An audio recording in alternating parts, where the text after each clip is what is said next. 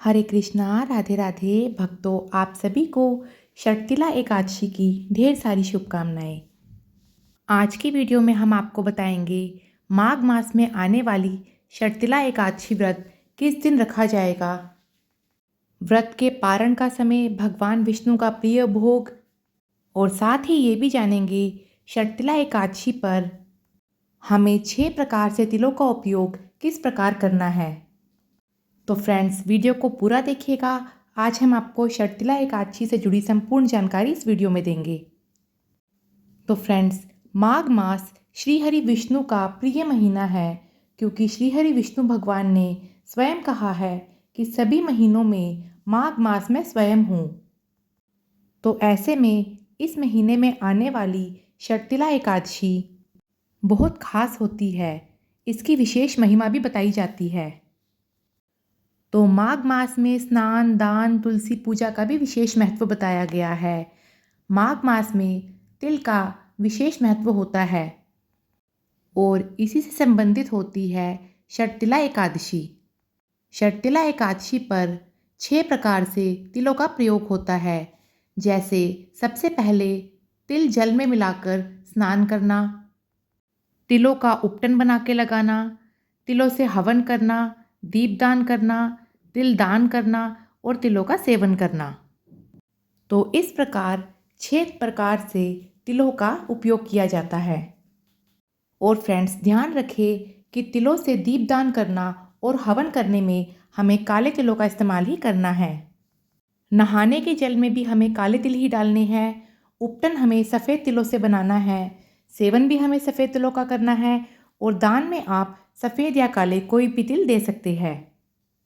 तो इस प्रकार षटतिला एकादशी में सफ़ेद और काले दोनों ही तिलों का विशेष महत्व होता है। और फ्रेंड्स, तिल फलाहार भी होते हैं, इसीलिए आप एकादशी व्रत में इसका सेवन कर सकते हैं। षटतिला एकादशी माघ मास की प्रथम एकादशी होती है। तो फ्रेंड्स, एकादशी 24 तारीख की है या 25। इससे पहले ये जान लीजिए कि एकादशी व्रत एक दिन का नहीं बल्कि 3 दिन का होता है, दशमी, एकादशी और द्वादशी।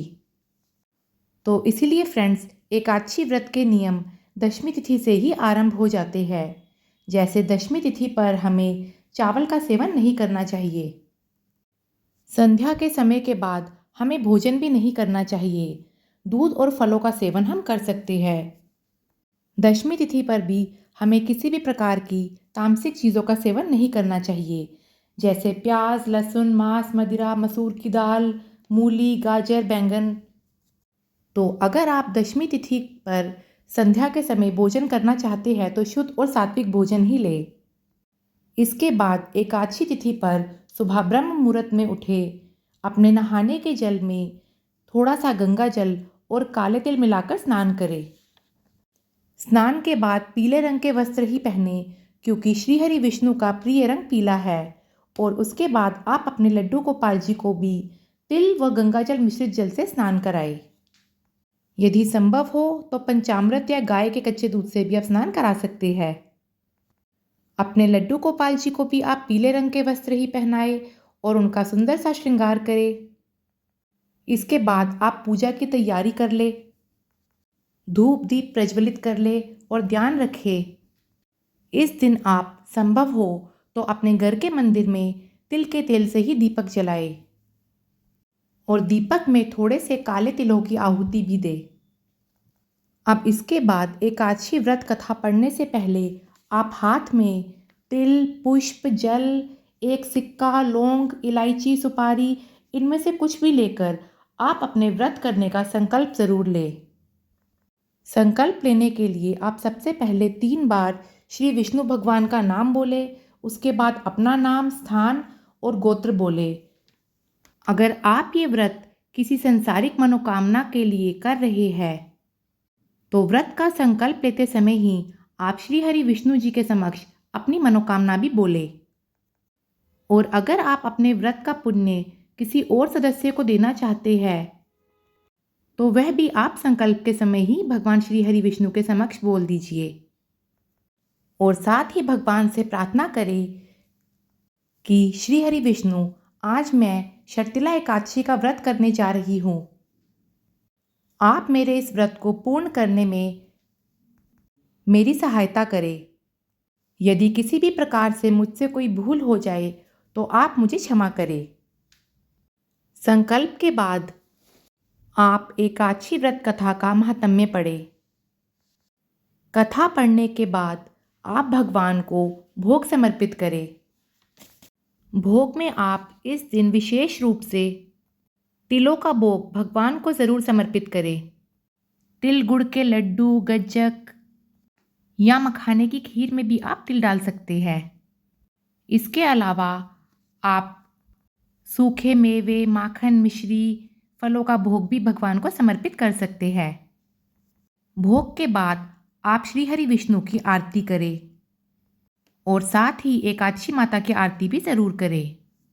तो इस प्रकार आप अपनी एकादशी व्रत की पूजा संपूर्ण करें। पूजा के बाद तुलसी महारानी की परिक्रमा करें। तुलसी जी पर भी तिल के तेल के दीपक ज़रूर जलाएं। साथ ही एकादशी के दिन आप अपने गुरु मंत्र का अधिक से अधिक जाप करें और अगर आपके पास गुरु मंत्र नहीं है तो आप ओम नमो भगवते वासुदेवाय या हरे कृष्ण कृष्ण कृष्ण हरे हरे, हरे राम राम राम हरे हरे इस मंत्र का जाप भी कर सकते हैं। या फिर आप कम से कम 108 बार राधा नाम का जाप भी कर सकते हैं। एकादशी व्रत में आप फलाहार का सेवन कर सकते हैं, जैसे कुट्टू, सिंगाड़े के आटे का सेवन आप कर सकते हैं। परंतु ध्यान रखें, फलाहार का सेवन हमें एक ही बार करना चाहिए। इसके अलावा आप सारा दिन फल, ड्राई फ्रूट्स, मखाने की खीर आदि चीज़ों का सेवन कर सकते हैं। एकादशी व्रत के दिन आप किसी की भी निंदा या चुगली करने से बचें। संभव हो तो शाम के समय एक अखंड ज्योत जरूर जलाएं, जो अगले दिन यानी द्वादशी के दिन व्रत के पारण के समय तक जलती रहनी चाहिए। एकादशी के दिन आप अपने घर के मुख्य द्वार पर भी दीपदान जरूर करें। संध्या के समय तुलसी पूजन करें, तुलसी जी पे दीपदान करें और अगले दिन यानी द्वादशी पर सही हरिवासर समय बीतने पर ही अपने व्रत का पारण करें। तो आइए अब जानते हैं शर्तिला एकादशी का व्रत कब रखा जाएगा। साल 2025 में 25 जनवरी दिन शनिवार को शर्तिला एकादशी का व्रत पूरे भारतवर्ष में रखा जाएगा। तो क्योंकि शनिवार के दिन एकादशी तिथि है और शनिवार को काले तिलों का दान का विशेष महत्व होता है और शर्तिला एकादशी में विशेष रूप से तिलों का प्रयोग और दान हमें ज़रूर करना है। आइए अब जानते हैं व्रत के पारण का समय। 26 जनवरी दिन रविवार को सुबह 7:12 से लेकर 9:05 के बीच हमें अपने व्रत का पारण कर लेना है। और फ्रेंड्स, पारण करने से पहले आप अपनी सामर्थ्य के अनुसार किसी योग्य ब्राह्मण या ज़रूरतमंद व्यक्ति को कच्चा या पक्का भोजन दक्षिणा सहित दान में ज़रूर दें। उसके बाद ही अपने व्रत का पारण करें। तो फ्रेंड्स, ये थी शर्तिला एकादशी व्रत से जुड़ी संपूर्ण जानकारी। राधे राधे। जय श्री कृष्णा।